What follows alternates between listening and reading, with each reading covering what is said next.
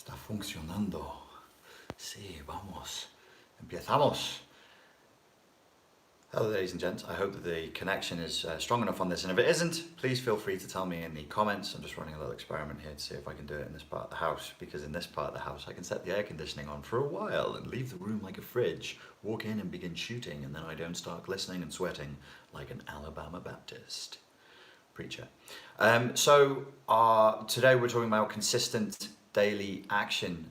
This has been on my mind a lot, as you'll tell from like the videos that I'm uploading on a semi-daily basis here and on Instagram. I'm into this. I'm into this, man. Like what we're doing on a day-to-day as being something that can have a cumulative effect over time. It's a way of using time to your advantage. So often we're told there's no time, life is short, it flies by so quickly, blah, blah, blah. And I'm like, that's all true. But time can also be, if it's used wisely, can be used to our advantage. And just as in a business, if the business is operating, you look at the timeline over which it operates, and over that timeline it accumulates profits. In other fields of endeavor, over a long enough timeline, you accumulate strength, you accumulate skills. If you're going to play the guitar, you would say, well, how quickly can I get good at playing the guitar? And the teacher would probably say, don't know what good means, you're going to have to define that. And then they'll say, well, how quickly can you start?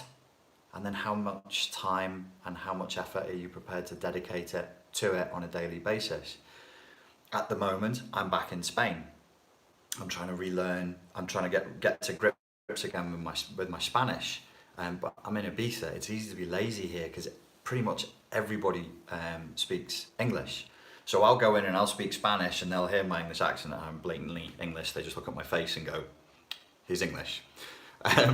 I'll say to them in Spanish, like, I need to practice. I have like a little set phrase, like, I'm a little bit of a lazy boy, I need you to help me practice. They go, haha, and then they remember. That then sets like a memory for them, like if they're serving in a restaurant or it's something where I'm interacting with them frequently, and they'll go, okay, the brain goes, this guy's English, speak English, and then the other side of the brain goes, no, remember, he said he needs to speak Spanish. But it has to be daily. I used to be immersed in Spanish. I was telling a mate of mine the other day, and she laughed because my Spanish is that bad now. But when I was a kid, when I was 16, I was in the local press for my Spanish speaking skills. Like it's somewhere in the whole of England, I'd got like this really high degree level. It's not degree level. Speak English, boy. I can't even speak my mother tongue, let alone anything else. I'd gotten a qualification. It's called a GCSE in England. We get that around at age 16. And it was like nationally recognised, and I'd got this award for it, and I was interviewed for it, and by like the press and stuff. And she was going, "Is that a true story?" She was laughing. She was like, "This is bullshit. You're telling me like a stupid story," and I'm like, "That's a real story." And now my Spanish sucks. But if I keep speaking daily and I keep watching the news in Spanish, if I keep picking up Spanish magazines, and if I keep practicing, it'll come back. What is it that you want to do? What is it? Mariana Menendez says, no, it doesn't. Fuck off you, it will. It's going to come back. What is it that you're trying to do? So most people who are tuned into this, they'll be looking because they want to recover from trauma. But the way we think about certain subjects, it's like we take our brain out of the jar, the brain that we would usually use, and go, okay, I have a brain for this subject, but on this subject, the brain goes out of the jar. Trauma is one of them, because we have a lot of ideologically infected ideas about how resolution from trauma should be done. I've always had the attitude on this channel and tried to convey consciously and unconsciously, implicitly and explicitly, that you should look at this as like strength training or like skill training. But not strength training the American way, the Russian way, which would be to do a little bit, very, very frequently. What's his name? I nearly said Pavlov. Not Pavlov, Pavel. Those of you who are into your strength training, if you read the works of Pavel, he was really, really popular in the early 2000s. Great stuff, really, really good stuff, but it was focused on consistent daily action, not big, adrenaline-fueled, psyched up, pumped up lifts. And in his writings, he'd say, in Russia, we see strength as being a skill. And we don't think of going to the gym and working out. You just turn up, you do your drills, and then you develop the skill slowly over time of strength training. Anybody who's done like a progressive overload push-up program or a pull-up program will attest to the fact that it works. But you do have to be consistent, and it does need to be every day. This is how neural pathways are laid down. Whether the neural pathways are for you to regain your serenity and to overcome trauma and to become more focused on the future, a good, happy future than a painful, dark and unpleasant past, that requires training. That's a skill. That's a strength. There are new neural pathways that need to be laid down. I've warned you, pain has this totalitarian effect on the brain. Pain and suffering and trauma and despair burns deeply into the neural pathways because of the intensity of the experience. This is why psychedelics can work, because of the intensity of the experience. It's why intense pleasure can work, because of the intensity of the experience. But unfortunately, in this reality that we've all chosen to manifest into, pain is the winner. Pain is the winner. If you're looking to brainwash, if you're looking to control, of all the things, pain and trauma and despair is easily the most powerful way to burn into the neural pathways. So with this channel, I try to give you regular updates, put the neural pathways in your direction, but it's pleasurable. Like if I do a slightly harsh YouTube video, slightly harsh, people are like, goodness me, that was like a cold shower, but jolly gee, didn't I need it? And I'm like, guys, that was nothing but what is one of the effects of long-term trauma that results in this thing we call complex post-traumatic stress response, hypersensitivity. You can become very, very, very sensitive. You can become hypervigilant. You start like jumping at shadows and waiting for terrible things to occur. I don't have a magic pill to offer you. I don't have a dogma to sell. The only thing I know that works with almost magical effect is consistent daily action. Is every day you just put, I don't know, you put your 2 cents into the bucket every day. You put your little contribution every day. If it was a few times a day, even better. That's why on the Stop Emotional Flashback course, it's 5 times a day. I've seen elsewhere on the internet people mocking it, going, this guy thinks that tugging on your fingers lays down new neural pathways.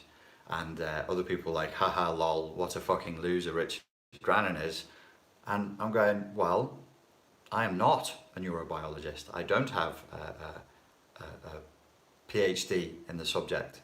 But perhaps a neurobiologist who does have a PhD in the subject would just like to point out that actually, if you do stop your normal daily activities and you do tug on your fingers, there's a little bit more to it than that. Thanks for the mischaracterization though, guys. Says a lot about your lack of character, I think. And you remind yourself, what does the Stop Emotional Flashback course essentially tell you to do? Stop your normal day.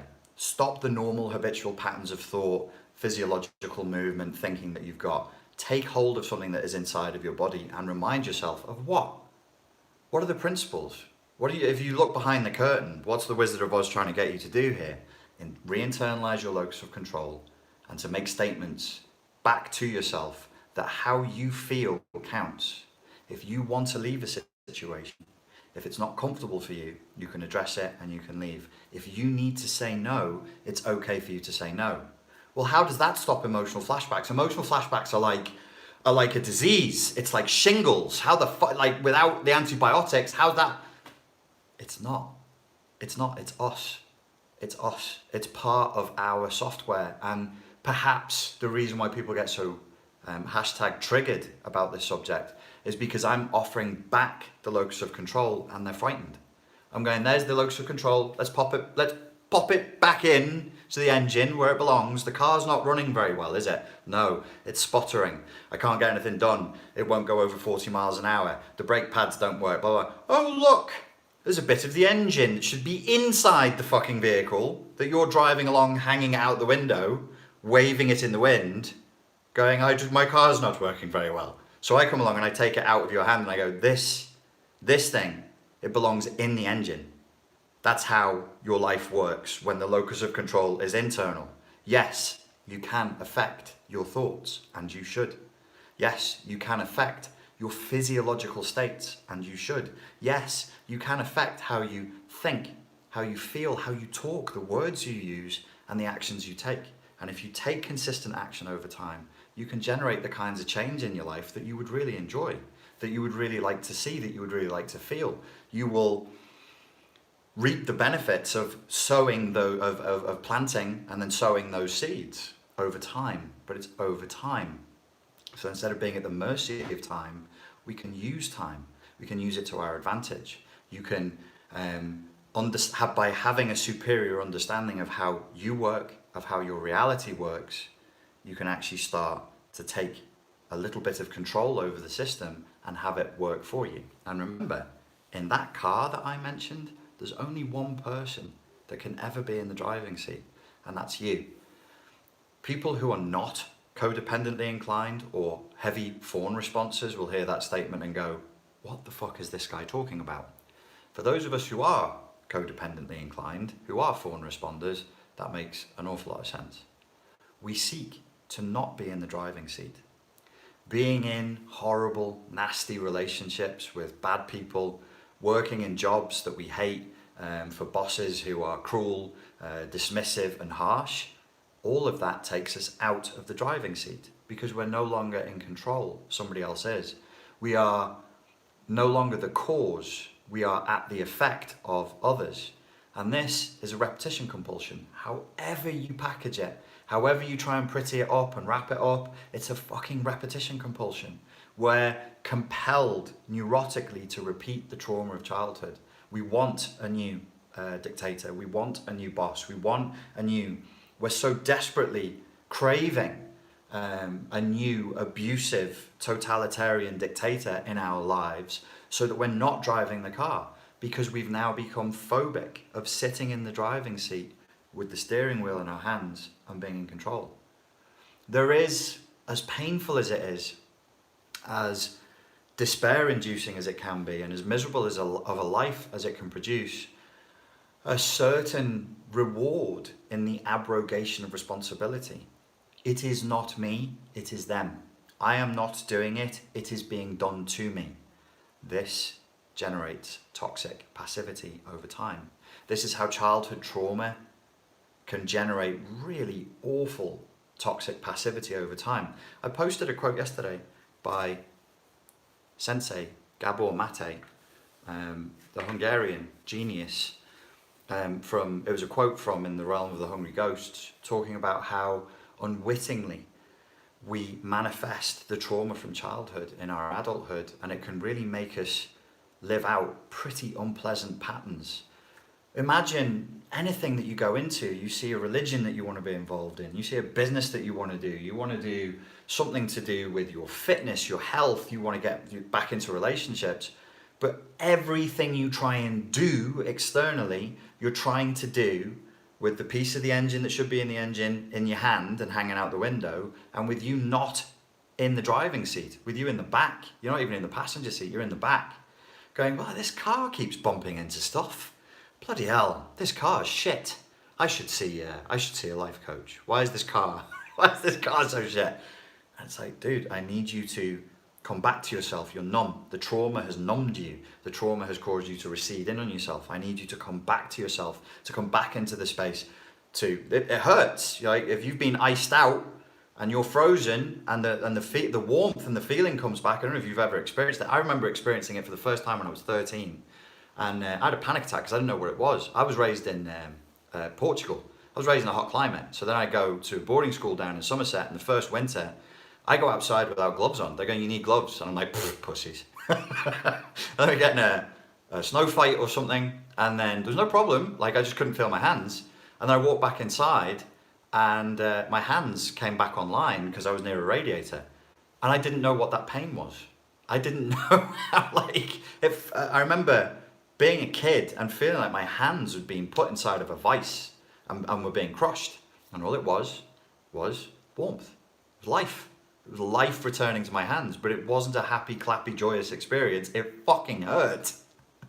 And that's why I offer you pain and anger and sadness. Thanks for tuning in. I've been the Spartan Life Coach.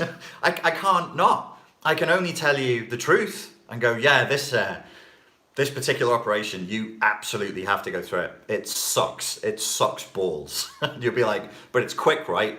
All right.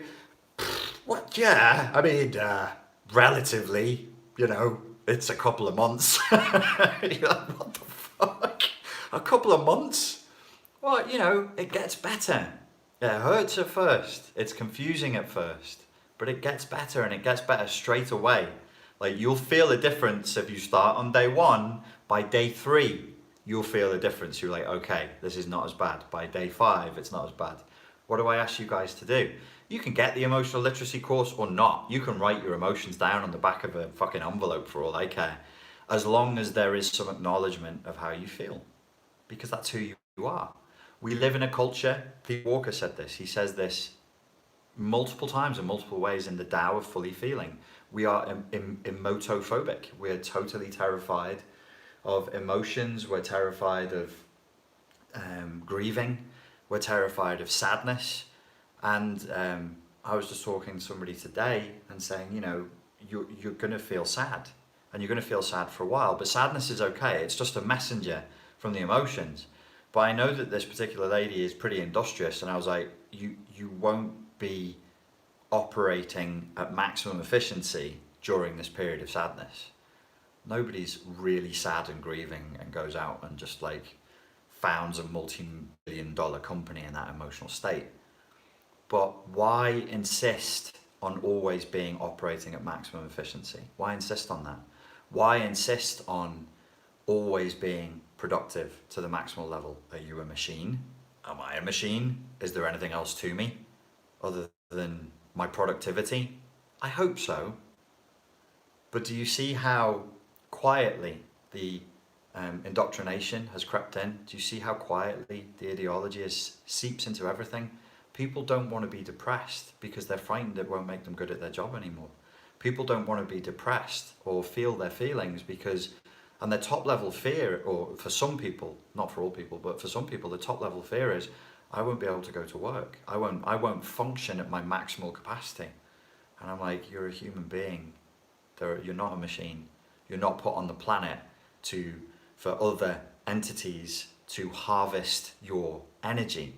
Though that is happening. That is the world that we do live in. That's not what you were put on the planet for. And you need to find ways of resisting that. And the first way to resist it is to understand it. You have the right to feel sad. You have the right to feel anxious. You have the right, whatever the so-called ugly or unacceptable feeling is, you have the right to feel that. We have social taboos about feelings. You're allowed to feel optimistic, you're allowed to feel happy, you're allowed to feel energized, you're allowed to feel hopeful. You must not feel anger, especially if you're a woman. If you're a woman, anger is ugly. And I'm like, well, I think IMHO, if it became more of a cultural norm for women to be in touch with their anger, then by various methodologies and systems, the world would be a happier place. Repressed anger leads to bitterness, it leads to resentment, it leads to what the SJW culture now calls microaggressions, little bits and pieces of venom seeping out because you're not expressing the anger, you're not working with the anger, you're just repressing it. Eventually it kills sex drive, eventually it kills hope, eventually it kills optimism. Your sense of humour will be one of the first things to take a swan dive. You become grouchy, you become irritable, you become confrontational, and before you know it, you're looking at what is potentially full-scale animus possession, because good girls don't feel anger. It's an ugly emotion. It's not pretty to feel anger. And I'm like, maybe we should say fuck pretty for a minute and hello human. Fuck pretty, hello human. That's a good one for a t-shirt, isn't it? Fuck pretty, hello human. People look at that and go, I don't know what it means, but it seems deep, man. Maybe you should not. Do you see again, the ideology seeps in? I am a commodity. I'm a product. I should always be pretty. For who?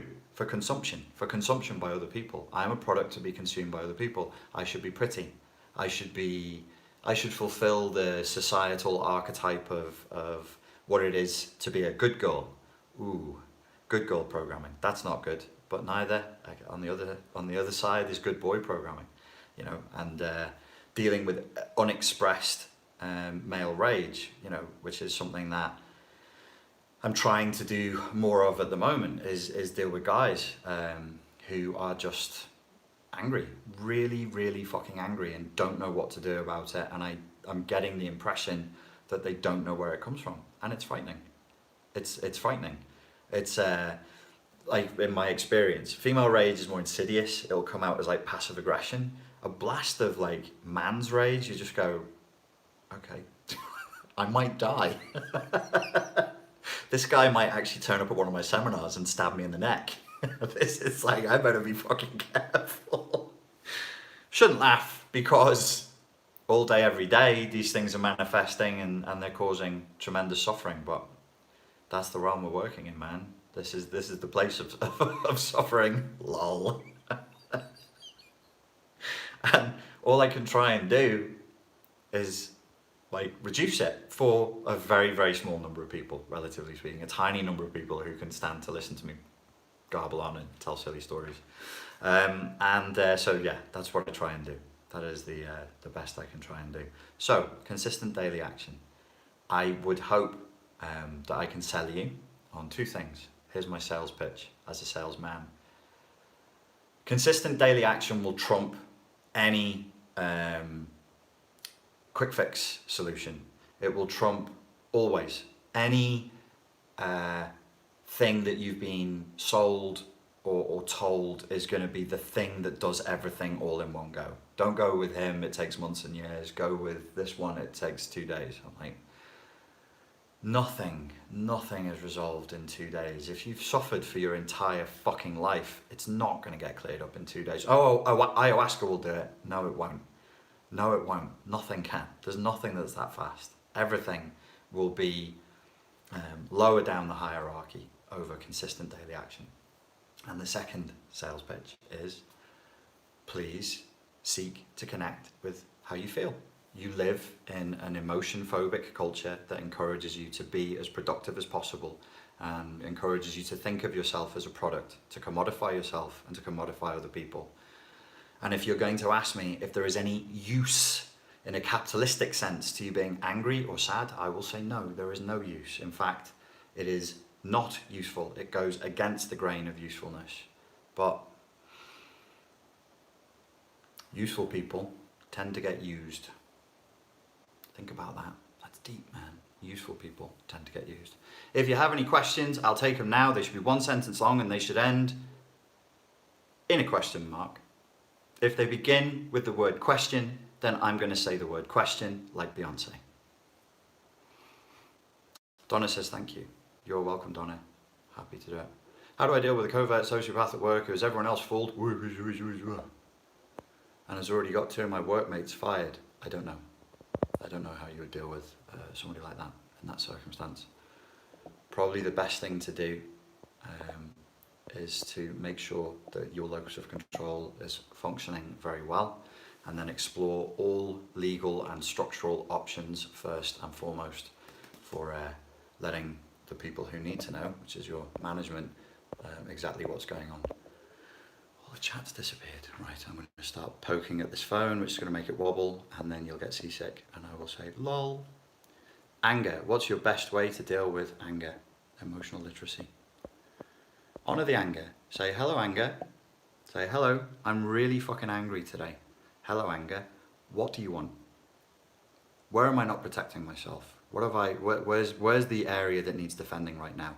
Who are you trying to kill? What enemy are you trying to destroy? Thank you, anger, for coming here and protecting me. It's good of you. Unfortunately, in this day and age, I can't bash anybody's head in with a sharp rock. So if we could explore the options, that's how I do speak to my anger. My fight response was absolutely terrible, so strong. And I used to get into full-blown adult temper tantrums. And it was getting to the point where, like, I'm going to end up in prison or shot. Are you planning on coming to Australia? Yeah, at some point, definitely. I like Australia. I completely vouch for the emotional literacy course. Changed my life in 2 weeks already. For so much the better, says Human RM. Thank you, mate. Checks in the post. Lol. Not really, I didn't pay him to say that. No, seriously, thank you. It's always good getting the feedback on the emotional literacy course. What's the difference between the Repattern the Inner Parent course and the Heal the Superego course, please? The Heal the Superego course is the most updated version of things.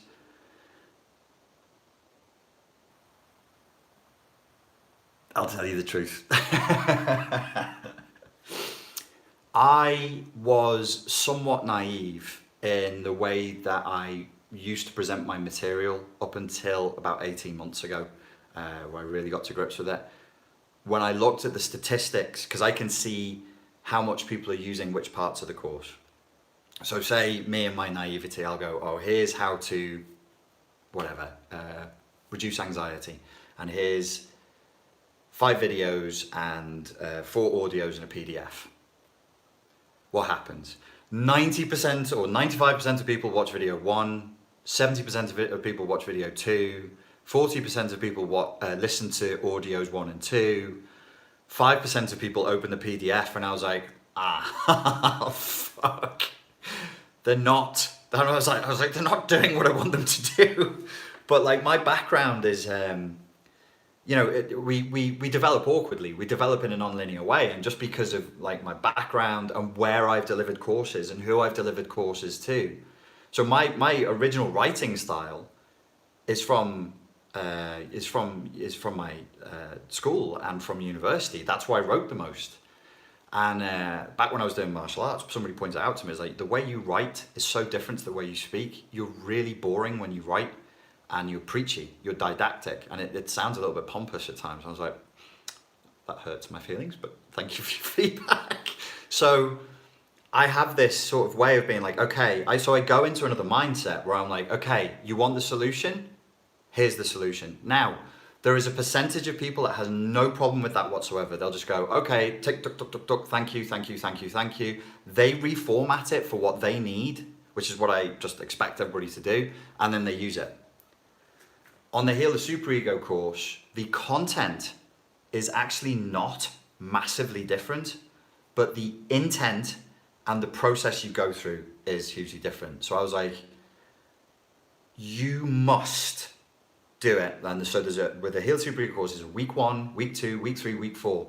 And I'm like, the only way I can guarantee that people are up to a certain stage when they listen to this, because some of the material, well, the stuff on the Heal the Superego course that is different is quite hard to hear. It's quite confronting. I mean, it needs to be. I'm trying to shatter the way people are thinking, feeling, and acting.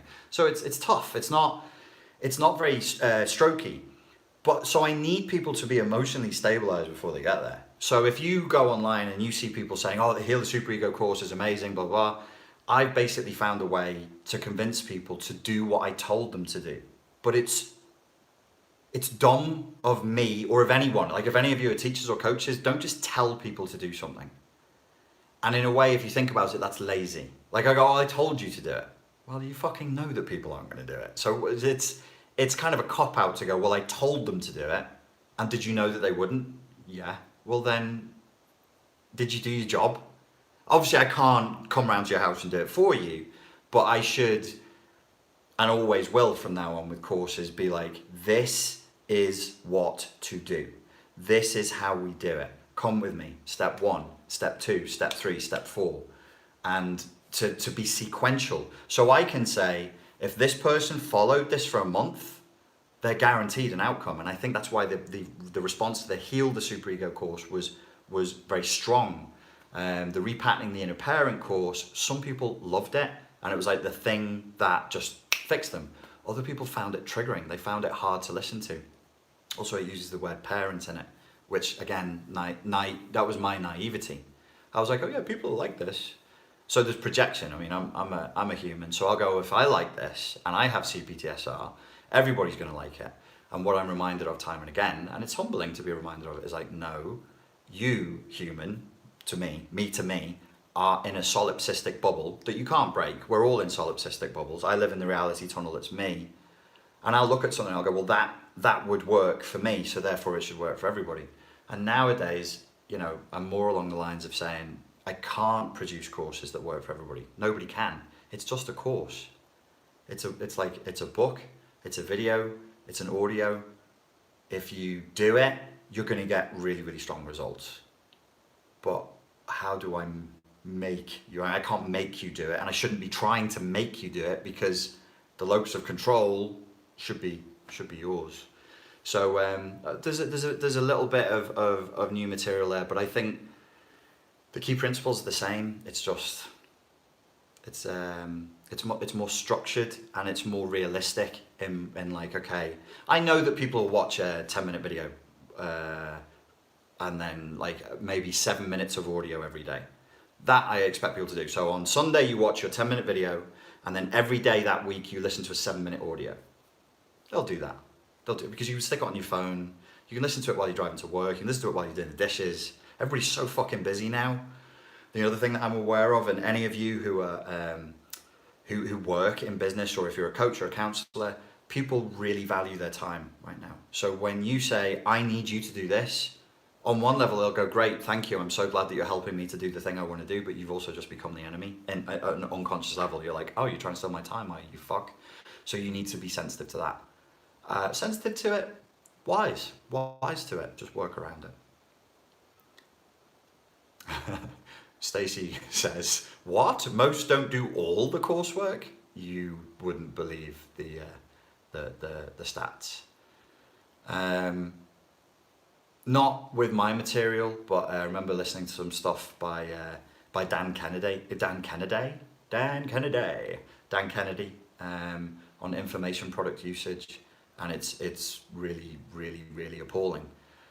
Which is one of the things that I heard, and it made me change the way I wanted to do online courses, because not my material. People are much keener, much more motivated when they buy my material. But say if somebody buys a weight loss course and they give $150 for a weight loss course, and there's 20 videos, the stats on that are like almost 0% watch all the videos. And within, apparently, I didn't know this, but apparently within information product world, that's known. That's just like, no, people buy the idea of doing the course. Then they get like a, what is it? Endocrinologists help me. Is it a dopamine, serotonin, endorphin release? I bought the course. I'm going to begin the course. I tell 3 of my friends, I'm doing a course. It's going to be fucking great. And your brain goes, yay, we did it. And then you watch one video the next day. And then the day after that, you're busy. And then it disappears. But you kind of got you give yourself the payoff too soon, and then that's it, it's gone. So how do you discern, well, it's a long one. How do you discern between healthy, helpful, creative, mythological thinking in terms of dreams and analysis and backward thinking, which can shackle your mind and give your power away? I don't know. Does it ever shackle your mind? I suppose if it's becoming, like if you've lost your grip of reality and you're using it as a way of sort of like a mental masturbation, that's when it becomes problematic. You know, are your socks on? Did you pay your phone bill? Is your rent up to date? Are your dishes washed? I don't really want to hear what you've got to say about Norse mythology unless all of that is done. I don't really want to hear what you have to say about life coaching, personal development, spiritual, Jungian archetypes, unless all of that is true for you. And I think we need to be humble and realistic and just go, okay, you know, have you covered the basics? Did you brush your teeth today? Have you blown your nose? Seriously, because there are people out there who, you know, and they know their stuff. It's like, it's not like they don't know, but I'm like, you're not living any of this. You're not living any of this at all. And you're presuming to coach people, and that's dangerous because you're a dirty cup. You're having people drink from a dirty vessel. And now your projections, your weirdness is going to get mixed in with their recovery process, and it can really fuck people up. So as long as you're in touch with reality and you're not trying to escape it through wanking your brain off, that's going to stay with me for a while. I just gave myself a hideous image.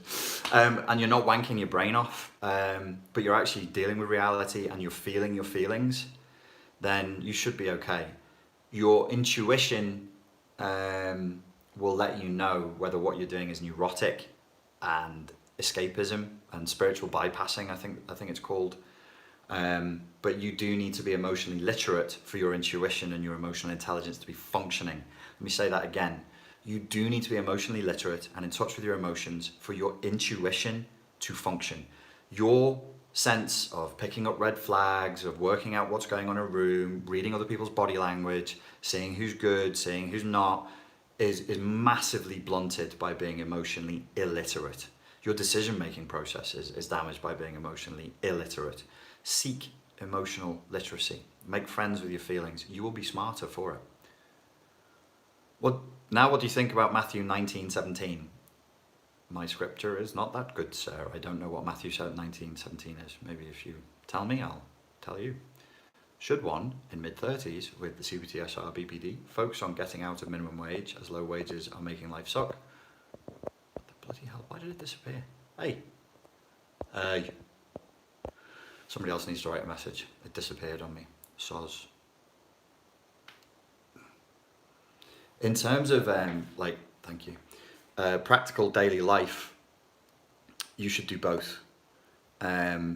You really should be looking at external factors and internal factors at the same time. Like if you're in a job that you hate, that is like really, really doing your head in, you should be spending as much time finding a better job as you are like working on your emotional literacy or psychological stuff. Absolutely, because it's really hard. You can create environments and live in environments where it just makes recovery really, really difficult.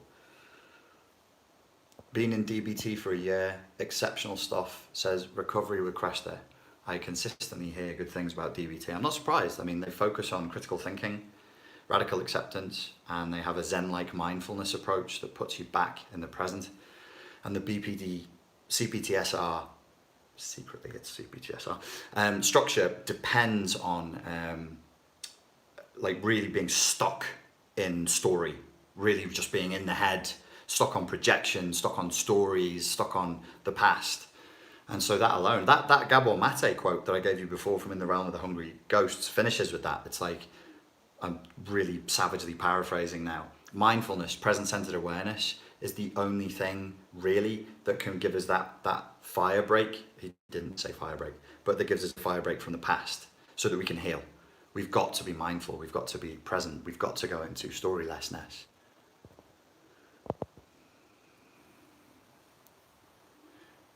How do I emotionally deal with people lying next to you on the beach when the beach is empty? Is murder valid? I mean, you know, it's up to you. I think based on ancient Persian law, there was one about the beach, but you can only kill them using your left hand, and you have to use a wooden spoon. So, you know, but I didn't write the laws. I just fucking live by them. Any advice for improving social skills? Well, that's an interesting one. He's going to be boring. He's going to mention stopping emotional flashbacks, isn't he? Yes, he is. He's going to mention emotional literacy, isn't he? Yes, he is. You've got to be able to read people's meta-communication. You've got to be able to read the energy in the room. Good stand-up comics are good at this. They respond to that which is there. Good public speakers are good at this. They respond to the energy that's given to them. They don't just rigidly do what they're doing without feeling what's there in the room. But if you're emotionally illiterate, you won't be able to feel what's in the room. So you want to be emotionally literate, you want to feel what's there. Listen. Somebody said this, Steve Carell said this about doing improv. I think it's advice that he got from Will Ferrell. And he said, when you're doing improv, the way to do it well is don't just be thinking about what you can say next that is going to be funny. He says you should be 50-50. You should be thinking about what you can do next, but you should be listening. He says, so listen. Really listen, and that means not just listen, but like, you know, yin, state, receptive, assess what is here. Take away the story, take away the prejudices, take away my thoughts. What is it really here? This is what I thought would be here, but now I'm in the room. What am I feeling now? What am I feeling now that I'm actually here? This is a good way to start working on your social skills. Ultimately, you need to practice. You need to speak to people. And me at the moment, it's something that I am because I've deliberately chosen to spend quite a lot of time on my own, then when I'm around people, I'm like, I do need to be talking to people so I don't lose it. So I'll have things like just start talking before you think about it too much. And, you know, I just set the unconscious. I'm like, let's have a short, friendly interaction that conveys a lack of threat, that conveys some sort of solidarity to the environment, whatever's going on around us, and that they can get out of easily. So they can also be like, haha, yes, that's nice, thank you, and fuck off. You know, so they could sort of just go, okay, yeah, I see where you're coming from, haha, blah blah, and finish, and it's away. Which is why when I was telling you the story the other day about me drumming up a conversation with somebody in a gym changing room that I wouldn't have normally done, that's because I did 6.5 hours of driving and my brain had melted. I drank way too much caffeine that day, but I'd actually also been running an unconscious program on myself saying, talk to people, have a friendly interaction with people, just boom, boom, boom, boom, boom, boom. Just quick friendly interactions with people. Also, like one of the other reasons for that is like if I walk into a place and I've been on my own for a while, I feel like people sort of respond to me in a way where I seem threatening, and I'm just like, well, maybe the energy around me has just got a bit heavy and a bit dense, and I'm like in my own head, and I'm just like, and that's because I'm not going to be like this. Obviously, I'm not going to be animated. I'm not talking to anyone. So I'm like, well, you need to break that because you don't want people to think that. You don't want to seem like some heavy, intense dude, because I'm really not. I'm just inside of my own head. So it's reaching out to other people and giving them, you know, building bridges, the chance to sort of chat. Keeps you going as well. Like, you know, if you don't talk to people for a long time, you get weird. Who was it? I think it might have been Takamatsu Sensei. One of the higher ups in Togakuru Ninjutsu was talking about going out into the woods and doing their process. Everybody should go out into the woods for a period of time for like 30 days and do some fasting, do some meditating, but you have no human contact. But you need to do exercises, and he used the term, so your heart does not grow cold. You don't want to end, because you'll, you know, like a Musashi, like a Miyamoto Musashi, fasting, meditating, just thinking about killing people, and his whole life was just like how to be really, really good at killing people. And we remember him, and you know, he was a great tactician, and he, you know, we still read his books and his words and draw inspiration from it. But what a shit life.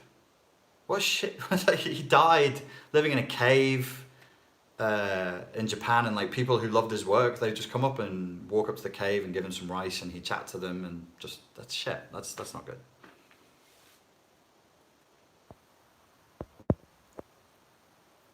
Gina Rue calls it the Lone Ranger that becomes the weird stranger. I like that. I like that. Is human contact simply using other people and being used by them? Oh, no, dude. No. No, that's not what human contact is. There is a transactional element to all human interactions. If you become emotionally illiterate, you can interpret that as being using. It's not using. Like, don't think of it like that. Because it's a transactional element. That's a framework that we place on it to understand it. But love has a transactional frame to it. It doesn't mean it's actually literally a transaction.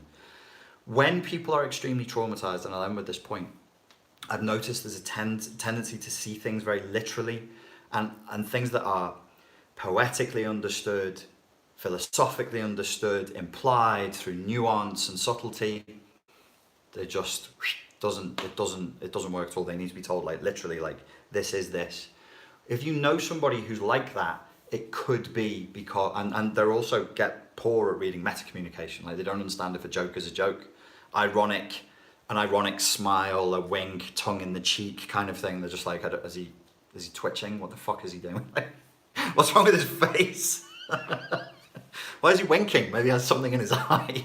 You know, so being able to read jokes becomes a problem. For some people, this is a real long-term issue. It's got different names in the literature. I know of 3 different names for this. I would just call it a response. If we give it a name, it makes it, you know, concrete, and that's the way it is. I don't know what it is. It's a response.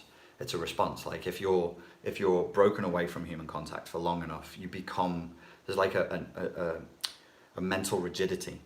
that can come along with it, where you need literal communication and nothing else will do. You're just like, I'm not dealing with nuance, thank you. I need something literal right now.